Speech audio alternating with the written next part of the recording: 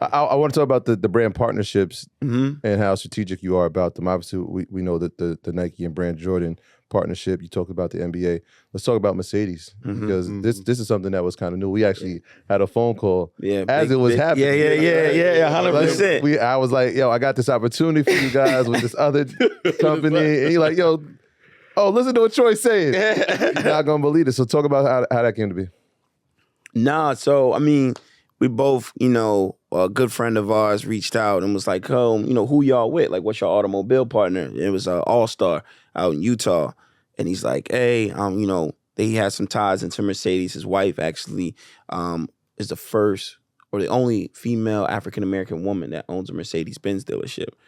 And he actually went to Morehouse as well. He's a dentist, Dr. Tony Hall, and his wife is Janelle Ross. And reached out, was like, "Hey, I don't know who y'all with. Y'all should be with Mercedes.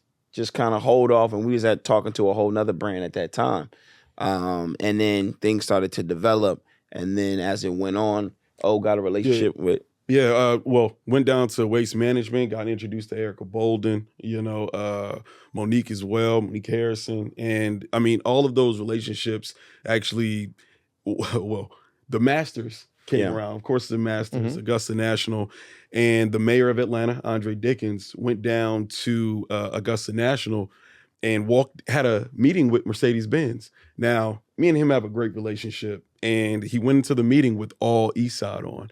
He walks in, and they both sit, and they're just like, yo, what do you know about Eastside? And he got really hyped and had nothing but positive things to say about me and Earl and the business. And then from there, they were just like, yo, we've heard about Eastside probably and seen it maybe 5, 6, 7 times in the past 2 weeks. Just like it has to be something that's going on. We gotta meet these guys. Yeah. And then from there, we had one meeting with them. Well, a few meetings with them. And from there, it only felt right to do a deal with Mercedes-Benz, and here we are. I mean, they're full-fledged, and anything and everything that we believe in, they believe in. Yeah. So what does the deal with Mercedes look like? They give you guys cars, you have to promote them on social media. Like, what does that have to? They definitely give us cars. That was very humble of you. Not just cars. They give us cars, but it's crazy because they're helping us. We just donated $50,000 to the Morehouse golf team, and they're going to be donating another $50,000. On our behalf. On our behalf. And so it's like a 3-part, deal. So we got like a B2B, which is business to business. And so from the B2B, they're supporting a lot of our initiatives, and we're going to be doing a lot of community stuff together, and obviously giving back to Morehouses, that's close to us, but it's going to continue, right? There's a lot of different elements that we have. There's a Sprinter vehicle that's donated to the golf team, and there's a lot to come out in 2024. Like he said, there's really behind us.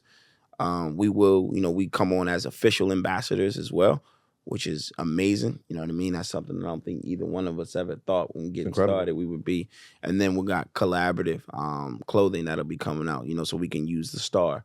So it's a very comprehensive partnership that we're super excited about, to be working with them. And they really have leaned in. And I think the biggest thing that him and I learned, like he said, our first car partnership was through an agency, right? And it really wasn't what we thought it was going to be, right? It was just like a media buy, and there's nothing wrong with that, right? But we had to learn because we were frustrated because you thinking, oh, it's with X brand, and now that means you got this and you got that. It's almost like somebody, honestly, signing with Jordan that you think you're going to get every pair of Jordans, and it doesn't, or just because you did a collab that you're going to get every pair of Jordan, and it doesn't work that way. So we had to kind of learn, and I think that's why we were able to bring that to the table and really take our time with this partnership. But I definitely do credit the folks over at Mercedes-Benz because and I, we went in there, we met with them, and it was probably one of the few times that we were actually like stumped.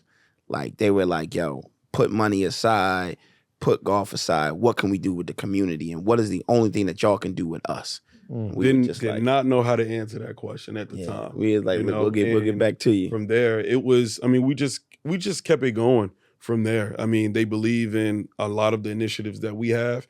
And I mean, from now on, for the next few years, hopefully from now on. He said from now on? Yeah. Lifetime deals. Yeah, right. It is. I'm calling it now. They treating it good. But, we definitely got the whips on the way. Yeah. The whips is at the, like, I think, y'all saw it. We had the, we had the golf ball joint for Invest Fest. East Coast, West Coast. And then on the West Coast, we got we had the Script joint, the G-Wagon at 816. This is true. So, it's only right. They say, look, if we're going to be stepping out of a car, it's going to have that star on it. Why not have a Mercedes? So, by the way, you have a Mercedes too. Like, so let's not let that just go under the. I had to pay for mine. Hey, well, we still appreciate that. You're a part of the family, though. Unfortunately, perhaps one day Mercedes would. They're gonna be watching now, though. I hope so. Who are worthy of having a conversation. Hi, Mercedes. I hope so. I own 3 of them. We own 3. By the way, so. Disruption is what I hear, right? Even inside of infrastructure like Mercedes, this is something that they've never done. What you guys are doing inside of golf is disruptive. 1961, that's disruptive. I wonder, from a PGA standpoint, have you guys spoken to Live Golf? Because that's disruption inside the golf world. Have you been approached by them and maybe some of their golfers to incorporate Eastside into not only PGA, but now having where golf is played? I mean, this is a part of the world now. Yeah. I mean, we've definitely been approached by some players on the Live Golf Tour. As far as the Prince of Saudi, he knows who Eastside Golf is. Really? But, yeah. Wow. But as far as us, as far as us pushing and just trying to figure out where the brand is going, we're still kind of new. You know what I'm saying? So we're just still trying to find our ground, where we're going, and truly who's going to be good partners for us, So, I mean, it's just a work in progress at the end of the day. And I mean, to that, like, I think one of the things, our principle that we try to abide by now because of the stage of the brand, and I'm sure you guys can relate, is like, we want long-term, comprehensive partnerships. We don't want like some 90-day thing, because it's like, we have a community, we have a following. So what does it look like, us in this card and that card, or what this brand, that brand, doesn't necessarily have to be whatever. So we've been very intentional when it comes to that. And we've talked to everybody, like in the golf space, like we're definitely open to having conversations. But as time goes on, it's a little bit harder to get these deals done because we understand the value that we bring to the table. We also understand the value that they're going to get when we, when we do this. So it just has to be right for us. It has to remain authentic. You know what I mean? The last thing we can do is like, oh, they sold out or whatever it may be. And not necessarily worried about the term selling out, but it's just like, we don't want to sell ourselves short either. So you talked about Liv. Where does that stand with the PGA? Because I know they was supposed to merge, and it got put on hold. Well, like Congress was meeting about it. Yeah. Right? Well, because the PGA Tour is a nonprofit, right? So they have this special tax exemption.